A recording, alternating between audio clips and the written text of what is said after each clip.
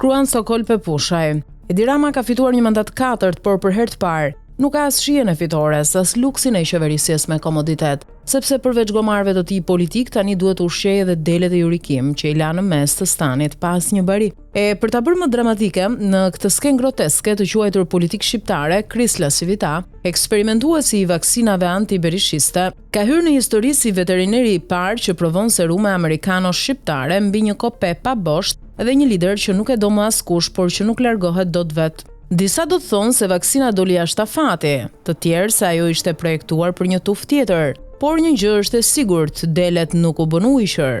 U bën më shumë si del për atë raskapitura që kërkojnë të hyjnë në parlament duke ecur mbi barin që nuk u përket. Ndërkohë në fushën tjetër Berisha nisi të frynte fyllin, më shumë për vete se për kopen. E gjithë Shqipëria kujtoi se kishte marrë ndonjë ilaç të ri që e bëri të ringjallej. Por ilaçi nuk ishte politik, ishte hakmarrje, dhe kur politika kthehet në hakmarrje, vetmja që djeg është logjika. Në raftin ku riferma e kafshëve Orwellit, fjalët zgjojnë një tjetër kuptim. Njeriu është krijesa e vetme që konsumon pa prodhuar. Në Shqipëri këta janë pushtetarët, dhe kur prodhimi i vetëm që kanë është propaganda dhe bajgat mediatike, atëherë nuk na mbetet as bar as bereqet. Kjo është arsyeja pse para se Celibashi të numëronte delet, Baton Axhiu kruante brirët me qimpekën diku në një art digjitale, duke shpallur vdekjen politike të Berishës. Tani që Edi Rama i buzëqesh një fitore që as vet nuk e beson, i bie në kurriz edhe një sfidë tjetër më e madhe.